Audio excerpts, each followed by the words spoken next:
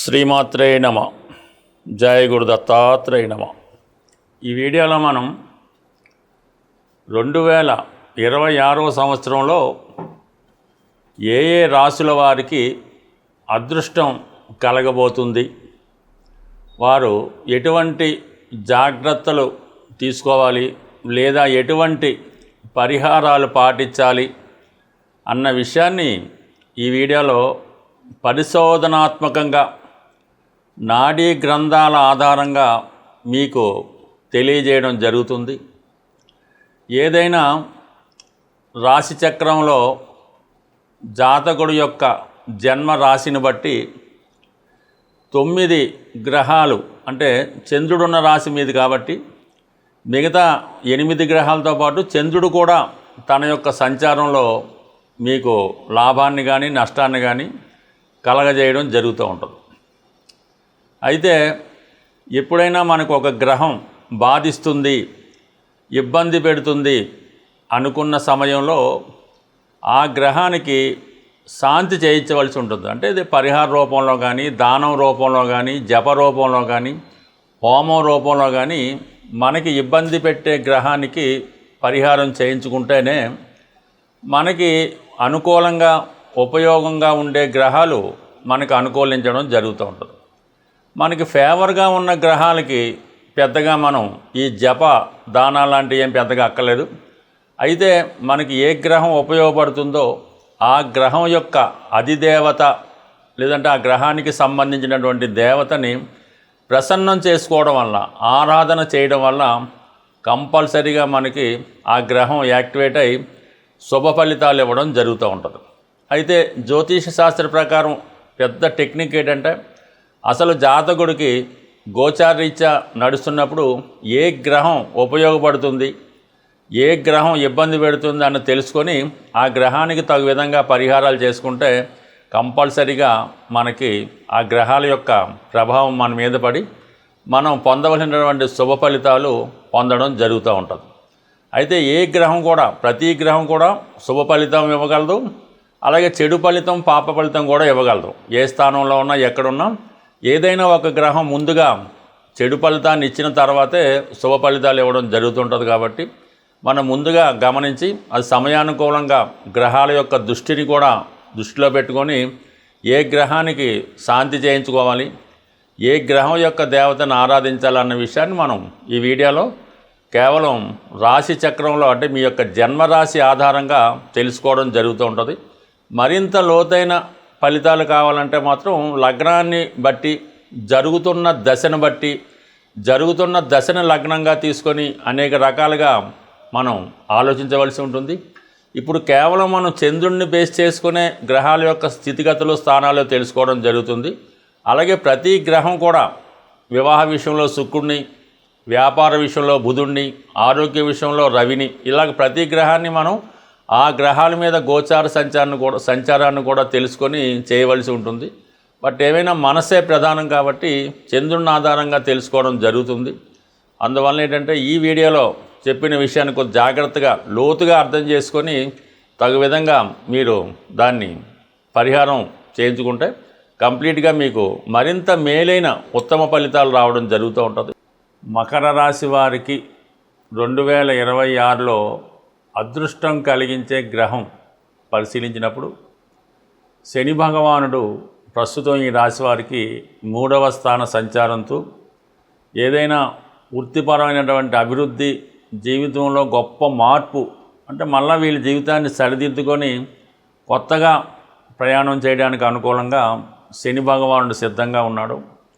మీరు ఈ సమయంలో ఏ ప్రయత్నం ఉపాధి కొరకు జీవితంలో స్థిరపడడానికి చేస్తే అది నెమ్మదిగా అయినా సరే మీకు శని భగవానుడు ఇవ్వడం జరుగుతూ ఉంటుంది.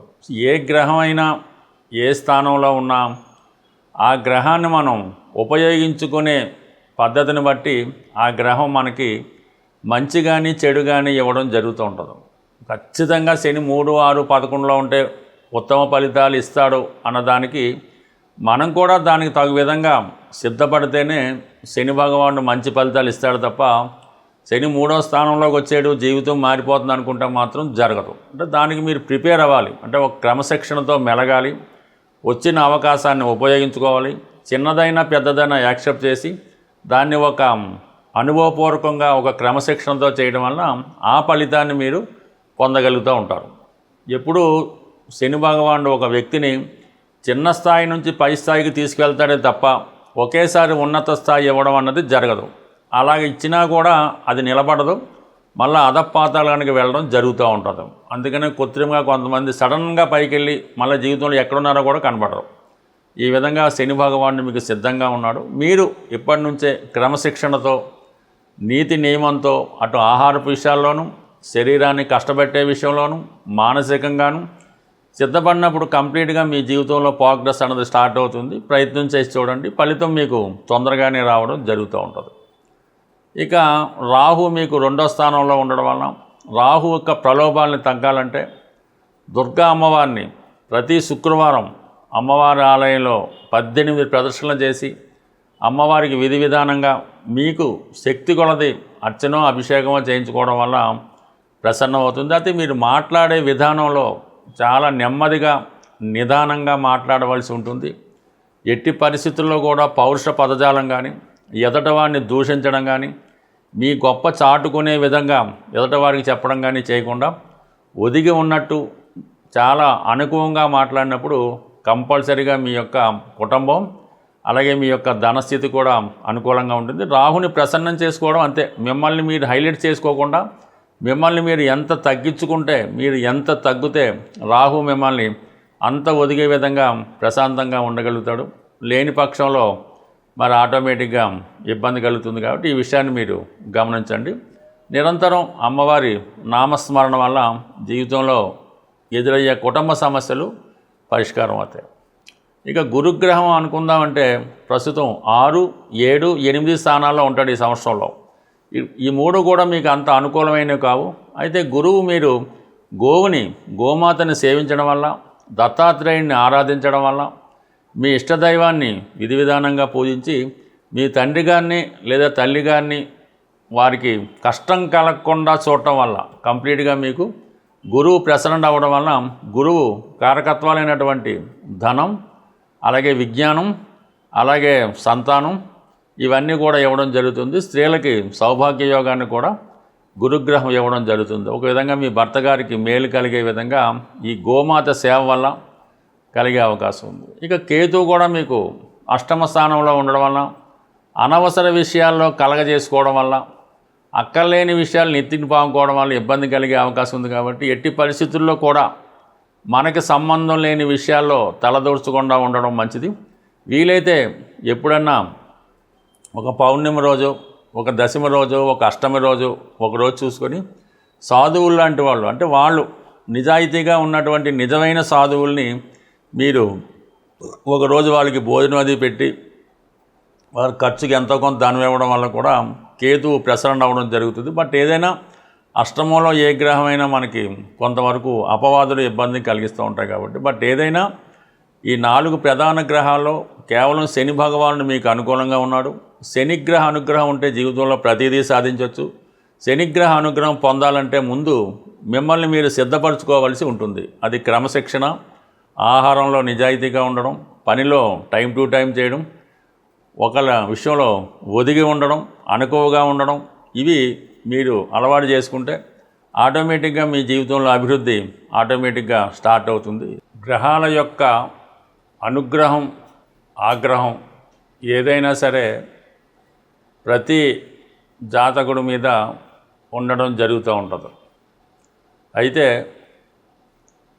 గ్రహాల్ని ప్రసన్నం చేసుకునే ప్రయత్నంలో ప్రతి ఒక్కరూ విధి విధానంగా వారి యొక్క ఆచారాన్ని బట్టి కంప్లీట్గా సూర్య నమస్కారం ఒకటి ప్రతిరోజు రెగ్యులర్గా చేసుకోవాల్సి ఉంటుంది. ఎవరైనా సరే ఏదో మంచం మీద ఉండి లేవలేని పరిస్థితుల్లో ఉన్నవాళ్ళు ఎవరైనా ఉంటే వాళ్ళు ఎగ్జామ్షన్ తప్ప ఓపిక ఉన్న ప్రతి వాళ్ళు కూడా ఈ సూర్య నమస్కారం అన్నది చేసుకోవడం వల్ల చాలా సమస్యల నుంచి బయటపడడం జరుగుతూ ఉంటుంది. దాని తర్వాత గోసేవ అన్నది చాలా ఇంపార్టెంట్. అంటే గోసేవ అంటే ఏదో ఒక గోశాల నిర్వహిస్తూ ఉంటారు పెద్దలు. అక్కడికి వెళ్ళి ఏదో ఆవుకో బెల్లం మొక్కో అటుకులో అది కాదు సేవ అంటే.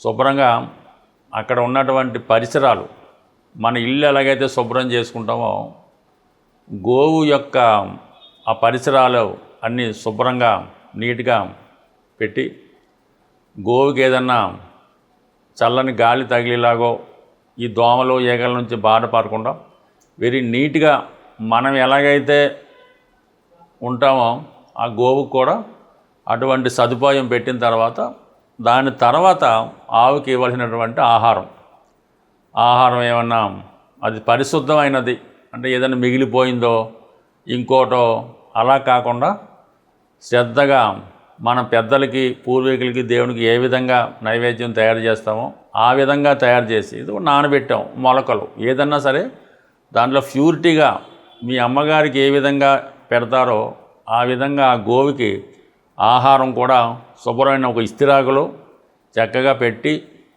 ఆ ఆవు తింటున్నప్పుడు మరి ఒక 3 ప్రదర్శనలు చేసి నమస్కారం పెట్టుకోవడం వల్ల కంప్లీట్గా ఆ గోవు యొక్క అనుగ్రహాన్ని పొందడం జరుగుతూ ఉంటుంది.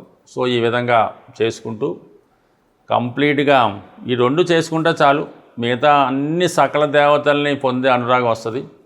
దాని తర్వాత చాలామంది ఈ మధ్యకాలంలో ఎవరైతే మీ కుటుంబంలో ఉంటారో తల్లి ఉండొచ్చు, తండ్రి ఉండొచ్చు, పెద్దలు ఉండొచ్చు, అత్తగారు మామగారు ఉండొచ్చు, ఎట్టి పరిస్థితుల్లో కూడా మీకు ఎంత కోపం ఉన్నా వారిని ఆకలితో మాత్రం ఉండనివ్వకండి.